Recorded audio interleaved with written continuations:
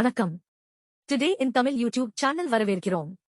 இங்கு இந்தியா மற்றும் சினிமாவின் சமீபத்திய நெட்வொர்க் செய்திகளை, திரை உலகின் முக்கியமான அப்டேட்ஸ்களை தமிழ் மொழியில் எளிதாக தெரிந்து கொள்ளலாம். எங்கள் சேனல் சப்ஸ்கிரைப் செய்து நம்மோடு இணைந்து இருங்கள். கேப்டன் விஜயகாந்த் தமிழ் சினிமா மட்டும் இல்லை, தமிழ்நாடு அரசியல் தளத்திலும் அரசியலுக்கு அப்பாற்பட்ட பொது தளத்திலும் தான் வாழ்ந்தவரை தாக்கத்தை ஏற்படுத்தியவர். சினிமா உலகில் அரசியல் தளத்தில் கிங் மேக்கர் என கேப்டன் தான் கால் பதித்த இடங்களில் எல்லாம் தனக்கான வரலாற்றை உருவாக்கியவர். இன்று அவருக்கு 72வது பிறந்த நாள். அவரது பிறந்த நாளில் அவர் குறித்து சில சுவாரஸ்யமான விஷயங்களை பார்க்கலாம். விஜயகாந்தின் இயற்பெயர் விஜயராஜ். மதுரை மண்ணின் மைந்தனான இவர் கடந்த 1952ஆம் ஆண்டு ஆகஸ்ட் 25ஆம் தேதி பிறந்தார். இவரது குடும்பம் ரைஸ் மில் நடத்தி வந்ததால் சிறுவயதில் நல்ல வசதியாகவே வளர்ந்தார். 10ஆம் வகுப்பு வரை படித்த இவர் அதற்கு மேல் படிக்க ஆர்வமில்லாமல் இருந்தார். கிடைக்கும் நேரங்களில் எல்லாம் சினிமா பார்த்து வந்த விஜயகாந்த் அதன் பின்னர் சினிமாவில் நடிக்க முடிவு செய்து சென்னைக்கு வந்தார்.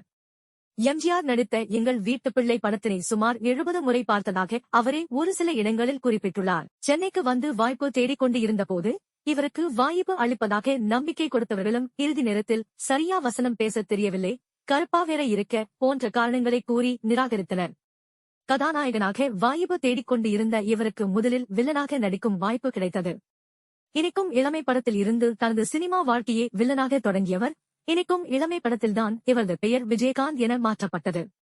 தூரத்து இடி முழக்கம் என்ற படத்தில் கதாநாயகனாக நடித்த விஜயகாந்த் அதன் பின்னர் பலராலும் அறியப்பட்டார். தான் வாய்ப்பு தேடிச் சென்றபோது யாரெல்லாம் இவரை பல காரணங்களை கூறி நிராகரித்தார்களோ அவர்கள் அனைவரும் விஜயகாந்த் அலுவலகத்திற்கும் வீட்டிற்கும் படப்பிடிப்பு நடக்கும் இடங்களுக்கும் தேடித் தேடி வந்து தங்களுக்கு ஒரு படம் நடித்து கொடுங்கள் என வரிசையில் நின்றனர். யாரையும் நிராகரிக்காமல் அனைவருக்கும் படங்கள் நடித்துக் கொடுத்தார் கேப்டன். சினிமாவில் பணியாற்றும் அனைவருக்கும் இலை போட்டு உணவு பரிமாறப்பட்டது விஜயகாந்த் படத்தில்தான்.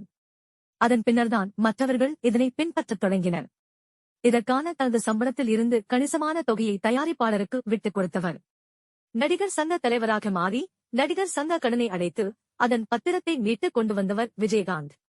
விஜயகாந்த் ஒரு முடிவு எடுக்கின்றார் என்றால் திரைத்துறையில் இருந்த அனைவரும் ரஜினி, கமல் உட்பட யாருமே மறுப்பு தெரிவிக்காமல் அவருக்கு ஒத்துழைப்பு வழங்கி வந்துள்ளனர். முன்னாள் முதலமைச்சர் கலைஞர் கருணாநிதிக்கு பொன்விழா எடுத்து அன்றைக்கு ஆட்சியில் இருந்த ஜெயலலிதாவிற்கு ஷா கொடுத்தவர். சினிமா துறையில் கிங்காக இருந்த விஜயகாந்த் தேமுதிக என்ற கட்சியை 2005ஆம் ஆண்டு தொடங்கி அரசியலில் களமிறங்கி கடந்த 2011ஆம் ஆண்டு அதிமுக ஆட்சியில் அமர முக்கிய காரணமாக இருந்தார். இது மட்டும் இல்லாமல் அதே தேர்தலில் பிரதான எதிர்க்கட்சியாகவும் எதிர்க்கட்சித் தலைவராகவும் மாறினார். அடுத்த சில தேர்தலில் தமிழ்நாட்டின் முதலமைச்சராக உருவெடுப்பார் என அவரது தொண்டர்கள் நினைத்துக் கொண்டு இருக்கும்போது அவருக்கு உடல்நிலை சரியில்லாமல் போனது. அதன் பின்னர் அவர் களம் கண்ட 2016ஆம் ஆண்டு தேர்தலில் தோல்வியை தழுவினார். அதன் பின்னர் அவரால் அரசியலில் முன்பு போல் களமாட முடியவில்லை. இந்நிலையில் கடந்த ஆண்டு, அதாவது 2023ஆம் ஆண்டு டிசம்பர் 28ஆம் தேதி காலமானார். இவரது மறைவு தமிழ்நாட்டையே சோகத்தில் மூழ்கடிக்கச் செய்தது. அவர் இல்லாமல் அவரது தொண்டர்களும் ரசிகர்களும் கொண்டாடும் முதல் பிறந்த நாள் என்பதால் அனைவரும் சற்றே கனத்த ஈர்ப்புடனே கொண்டாடி வருகின்றனர்.